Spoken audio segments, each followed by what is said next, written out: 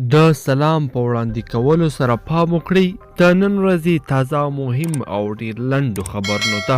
درنو لیدونکو السلام علیکم. کرونا روغتیا وزارت هرات کې د کرونا وایروس د 25 نورو مثبتو پیښو ثبتېدو خبر ورکړ.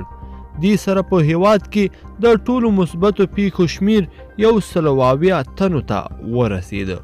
تورخم په تورخم کې راستنودونکي افغانان به تر 20 ورځو قرنطین کېږي. د ننګرهار ولایتي ادارې پریکړه کړې ده چې د افغانستان او پاکستان حکومتونو په تفاهم به د دروازې له خلاصېدو سره سم هغه بند پاتې افغانان چې د تورخم له لارې داخليږي له 14 څخه تر 20 ورځې پورې په یاد ښارګوټي کې قرنطین کړی شي. د ننګرهار والي شاه محمود میاخیل وایي په راستنېدونکو کې لویان، ماشومان، میرمنې او فامیلونه هم شامل دي.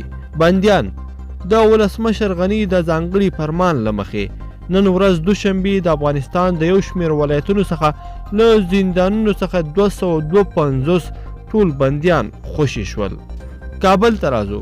د کابل 4 دروازې د ترافیکو پر مخ وتړل شوې. د کابل د امنیي قومندانۍ ویان فردوس پرامرز وایي چې د کرونا وایروس د خپرېدو له ویرې د روانې حمل میاشتې تر 13 نیټې له مرکز سره د ولایتونو لارې تړلې دي. پاکستان کې په کرونا وایروس د اخته کسانو شمیر له 15 څخه واوښته.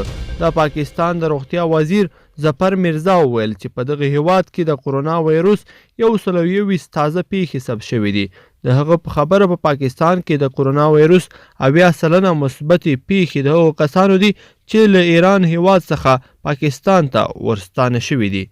د افغانستان د عامې روغتیا وزیر وایي که د خلکو همکاري دوام وکړي کرونا به پرمختګ ونه کړي. عامې روغتیا وزارت وایي که د خلکو همکاري موجوده وي نو په افغانستان کې د کرونا وایروس کنټرول شونی دی. د عامې روغتیا وزیر پیروز الدین پیروز نن په یو خبري غونډه کې د خبرو پر مهال ویل چې دوی د کرونا وایروس د پراختیا د مخنیوي لپاره ټول تدابیر نیولي دي. درنو لیدونکو په دې هیله چې د نن ورځې د خبري ټولګه به مو راسره تر پایه پورې لیدلې وي. که مو ویډیو خوښه شوې ویډیو لایک کړئ او زموږ چینل هم سبسکرایب کړئ.